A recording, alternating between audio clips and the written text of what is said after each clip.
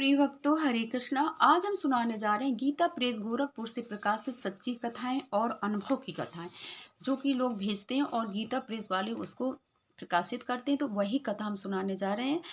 कथा को लिख के भेजा श्री M.L. श्रीवास जी ने, और कथा का शीर्षक है वे महात्मा फिर नहीं मिले। ये हम यहाँ फिर से कहना चाहेंगे कि ये सब कथाएं कोई सच्ची कथाएं हैं, कोई काल्पनिक कथाएं नहीं है। कृपया हमारे चैनल को सब्सक्राइब जरूर करें ताकि हम बहुत अच्छी और सच्ची कथाएं आप सभी को सुना सकें। वो लिख रहे हैं कि मेरी उम्र लगभग 8 या 9 वर्ष की थी। उस समय गांव में कोई अस्पताल नहीं था और न कोई वैद्य था। 2 माह से मैं मलेरिया बुखार से पीड़ित था। शरीर पूर्ण रूप से जीर्ण हो चुका था। घर की आर्थिक स्थिति भी अति दयनीय थी।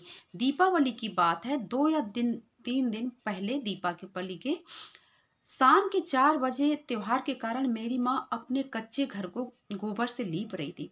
घर में जितने भी ओढ़ने वाले वस्त्र थे मेरे ऊपर पड़े थे। कहने का मतलब है कि जब मलेरिया चढ़ता है तो बहुत सर्दी लगती है, तो उनको कह रहे थे मेरे को सर्दी लग रही थी, मेरे सारे ऊपर वस्त्र उड़ा दिए गए थे।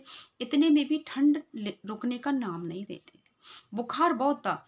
माँ रोती रोती गोबर से आंगन लीप रही थी, मेरे साथ ही मेरे स्वस्थ होने की प्रार्थना कर रही थी। देखो, ये होता है कि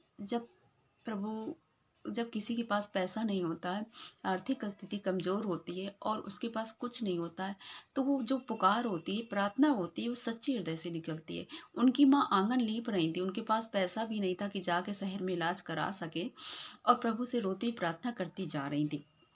थोड़ी देर बाद एक महात्मा आए, बोले माँ मुझे कुछ अन्न दो।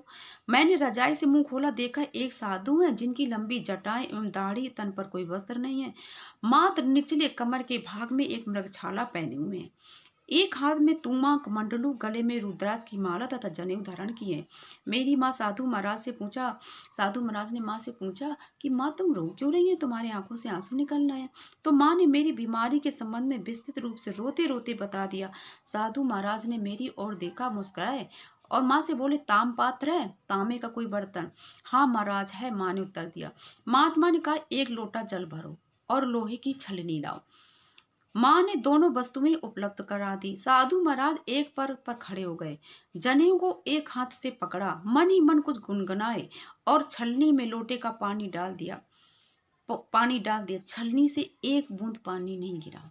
अब आप भक्तों ये सोचिएगा, छलनी मीन्स जिसमें छेद होते हैं, जिससे छाना जाता है, गेहूं छाना जाता है, उसमें एक लोटा तांबे का पानी डाला, लेकिन वो एक भी बूंद जमीन में नहीं गिरा। ये सब मैं अपनी आंखों से देख रहा था। पुनः छलनी से जल को लोटे में डालकर माँ से बोले माई इस जल को पूरे घर में छिड़क दो। और फिर मेरी तरफ देखा और मुस्कुराकर माँ से बोले भाई अब इसे मामूली सिर दर्द भी नहीं होगा। मेरी माँ जल को छिड़कने चली गई।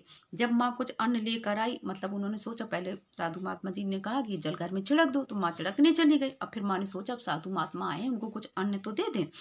तो अन्न लेकर आए तो महात्मा जा चुके थे। मात्र 30 घर का गांव हमारा था, मतलब उस गांव में केवल मात्र 30 घर थे। माँ ने सब जगह तलाशा, परंतु महात्मा जी नहीं मिले। उस दिन से आज तक 61 वर्ष का हूँ। जिन्होंने लिख के भेजा है, वो उस समय जब महात्मा जी आए थे, बीमार थे, तब वो मात्र 9 साल के थे, 8-9 साल के। और वो आज लिख रहे हैं कि उस दिन से आज तक 61 वर्ष का हूँ, कभी बीमार नहीं हुआ हूँ। परमात्मा ने मेरी माँ की प्रार्थना सुन ली।